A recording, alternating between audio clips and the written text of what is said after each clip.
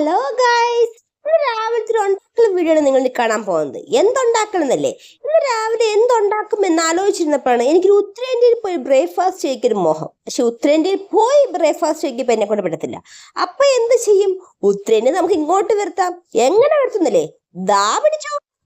Starting കണ്ടപ്പോ നിങ്ങൾ പലരും വിചാരിച്ചില്ലേ ഇന്നത്തെ എന്റെ ഉണ്ടാക്കൽ ഭൂരിയാന്ന്. ഇന്നത്തെ എന്റെ ഉണ്ടാക്കൽ ഉത്തരേന്ത്യൻ ഫുഡായ ഭട്ടൂരയാണ്. ആക്ച്വലി ഇവനൊക്കെ ഒരു ഭൂരിയുടെ ലുക്കൊക്കെ ഉണ്ടെങ്കിലും ഭൂരിയിൽ നിന്ന് ഒരുപാട് വ്യത്യാസങ്ങൾ ഇവരുണ്ട്. അതുകൊണ്ട് വേണമെങ്കിൽ നമുക്ക് ഭൂരിയുടെ അളിയനോ മാമനോ ആണെന്ന് വേണമെങ്കിൽ പറയാം. ഇനി നമുക്ക് കാര്യത്തിലേക്ക് വരാം. ഇതിനായി ഞാൻ എടുത്തേക്കുന്നത് 1.5 കപ്പ് മൈദയും 1.5 കപ്പ് ഗോതമ്പ് പൊടിയുമാണ്. കഴിഞ്ഞിട്ടില്ല, ഇനിയും ഐറ്റംസ് ഉണ്ട്. ഞാൻ ഇതിലേക്ക് 2.5 ടേബിൾ സ്പൂൺ റവയും കൂടി ചേർക്കുവാണ്. പിന്നെ ഞാൻ ഇതിലേക്ക് 1.5 ടീസ്പൂൺ ഓയിലും കൂടി ചേർക്കുവാണ്. ഇപ്പോൾ തോന്നും ഇതൊക്കെ ഭൂരിയിലും ചേർക്കുന്നല്ലേ എന്ന്. അല്ല, ഇനി ഐറ്റംസ് വരാനുണ്ട്.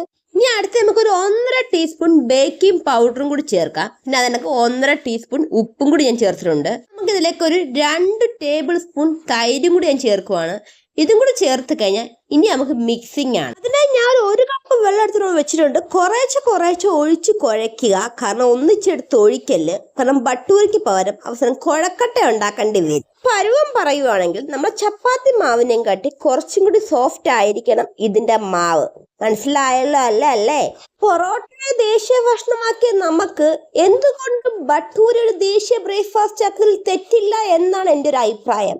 അത് മാത്രമല്ല, ബ്രേക്ക്ഫാസ്റ്റിൽ മാത്രം ഒതുക്കാൻ പറ്റിയ ഐറ്റം അല്ല ഇത്. നമുക്ക് വേണമെങ്കിൽ നമുക്ക് ഇവനൊരു താരമാക്കി മാറ്റാൻ പറ്റും. അതിലൂടെ നമുക്കും ഒരു താരമാവാം. മനസ്സിലായില്ലേ? ഭട്ടൂര പൂരി ചപ്പാത്തി പോലുള്ള കുഴക്കൽ പരിപാടിക്കകത്ത് ഈ മിക്സിങ്ങിലാണ് അതിന്റെ ഒരു ഇത് കിടക്കുന്നത്. അവിടെ നമ്മൾ ഒരു കുറവും കാണിക്കാൻ പാടില്ല. കുഴയ്ക്കാൻ ബുദ്ധിമുട്ടുള്ള ആരെങ്കിലും ഉണ്ടെങ്കിൽ വീട്ടിലുള്ള പുരുഷന്മാരുടെ സഹായം തേടുന്നതിൽ തെറ്റില്ല. മിക്സിങ് കഴിഞ്ഞാൽ അടുത്ത റെസ്റ്റിംഗ് ആണ്. റെസ്റ്റിങ്ങിലോട്ട് പോകുന്നതിന് മുമ്പ് ആക്ക് കുറച്ച് മോയ്സ്ചറൈസിങ് ചെയ്യാൻ മറക്കല്ലേ. മനസ്സിലായില്ലല്ലേ? മുകളിൽ കുറച്ച് ഓയിൽ തടവി കൊടുക്കണമെന്നാണ് ഞാൻ ഉദ്ദേശിച്ചത്. ഓയിൽ തേക്കാതെ വെച്ചാൽ പുള്ളി ഡ്രൈ ആവും അത്ര. നമ്മളെ കെയർ ചെയ്യുന്നതൊക്കെ പുള്ളിക്ക് കെയർ ചെയ്യേണ്ടതല്ലേ? കാരണം പുള്ളിക്കൊരു ഉത്തരേന്ത്യൻകാരനല്ലേ. അപ്പൊ നമുക്ക് അതിൻ്റെതായ കെയറും പരിഗണനയും പുള്ളിക്കാരൻ കൊടുക്കണമല്ലോ. അപ്പൊ മിക്സിങ് കഴിഞ്ഞ് ഇനി റെസ്റ്റിങ്ങിലോട്ട് പോകാം. അങ്ങനെ മിക്സിങ് റെസ്റ്റിങ് കഴിഞ്ഞു. അടുത്ത റോസ്റ്റിംഗ്. അപ്പൊ നമുക്ക് കുഴച്ച് വെച്ചിരിക്കുന്ന മാവുകളെ ബോളുകളാക്കി മാറ്റാം. പൊതുവെ ഭട്ടൂര സ്വല്പം വലുപ്പത്തിലാണ് ഉണ്ടാക്കുക. അപ്പൊ അതൊക്കെ നിങ്ങൾ ഇഷ്ടത്തിന് നിങ്ങൾ ആക്കുക. റോസ്റ്റ് ചെയ്യാൻ ആവശ്യമായ എണ്ണ ചൂടാവാൻ വെച്ചിട്ട് നമ്മൾ ഉരുട്ടി വെച്ചേക്കുന്ന മാവിനെ നമുക്ക് പരത്തിയെടുക്കും. ഞാനിപ്പോൾ ചപ്പാത്തി പലകയിലാണ് പരത്തുന്നത്. നിങ്ങൾക്ക് ഭൂരി പ്രസ് ഉപയോഗിക്കാം. പക്ഷെ ഭൂരി പ്രസ് ഉപയോഗിക്കുമ്പോൾ ഒരുപാട് നൈസ് ആവരുത്. ഭൂരിയുടെയും കാട്ടി കുറച്ചും കൂടി കട്ടി ഭട്ടൂരയ്ക്ക് വേണം. അതൊന്ന് ശ്രദ്ധിച്ചാൽ മതി. പക്ഷെ ഭൂരി പ്രസ് ആകുമ്പോൾ നമ്മളെ എണ്ണ അധികം ചീത്തയാവത്തില്ല. പക്ഷെ നമ്മൾ ഇങ്ങനെ പരത്തിയെടുക്കുമ്പോൾ പൊടി ഉപയോഗിച്ച് പരത്തുന്നതുകൊണ്ട് ആ എണ്ണ പെട്ടെന്ന് ചീത്തയാവുന്നതിന് എനിക്ക് തോന്നിയിട്ടുണ്ട്. പക്ഷെ ഭൂരി പ്രസ് ആകുമ്പോൾ അങ്ങനെ പ്രശ്നമില്ല. അപ്പം നിങ്ങൾക്ക് നിങ്ങൾ ഇഷ്ടം പോലെ ചെയ്യാം. പരത്തുന്നതനുസരിച്ച് ഞാൻ ചുട്ട് മാറ്റുവാണ്. അപ്പം നമ്മളെ ഭട്ടൂര പരത്തി വന്നപ്പോഴത്തേക്കും എണ്ണ തിളച്ചിട്ടുണ്ട്. അപ്പം നമ്മളെ ഭട്ടൂര ഞാൻ എണ്ണയിൽ തട്ടിയിട്ടുണ്ട്. ഇട്ട് കഴിഞ്ഞാൽ നമ്മൾ ഒന്നൊന്ന് വെയിറ്റ് ചെയ്യുക. നല്ല ഫ്ലഫി ആയിട്ട് നല്ല രീതിയിൽ ഇത് പൊങ്ങി വരും. അപ്പൊ അതുകൊണ്ട് ഇട്ട ഉടനെ ഇത് മറിച്ചിടാൻ നിൽക്കണ്ട. ഇപ്പൊ നല്ല ആടിപൊളിയായിട്ട് ഇത് പൊങ്ങി വന്നിട്ടുണ്ട്.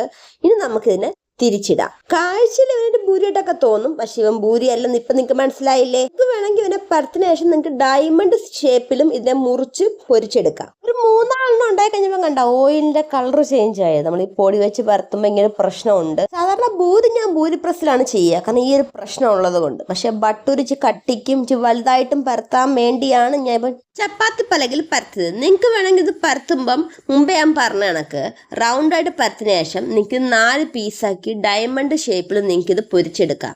അങ്ങനെയും ഭട്ടൂര ചെയ്യാറുണ്ട്. ചില സമയങ്ങളിൽ ഞാൻ ഉണ്ടാക്കുമ്പോൾ ഞാൻ അങ്ങനെയും ചെയ്യും. അങ്ങനെ ചെയ്യുമ്പോൾ നമുക്ക് ഗുണമെന്ന് വെച്ച് കഴിഞ്ഞാൽ പൊരിച്ചെടുക്കാൻ എളുപ്പമാണ്. കാരണം ഇത്രയും വലുപ്പമില്ലല്ലോ. അപ്പം നിങ്ങൾക്ക് വേണമെങ്കിൽ അങ്ങനെയും ചെയ്തെടുക്കാം. അങ്ങനെ ഞാൻ എൻ്റെ മുഴുവൻ ഭട്ടൂരയും പരത്തി പൊരിച്ചെടുത്തിട്ടുണ്ട്. അപ്പം ഭട്ടൂരയുടെ കൂടെ ഞാനിന്ന് കോമ്പിനേഷൻ എടുത്തേക്കുന്നത് ചെന മസാലയാണ്.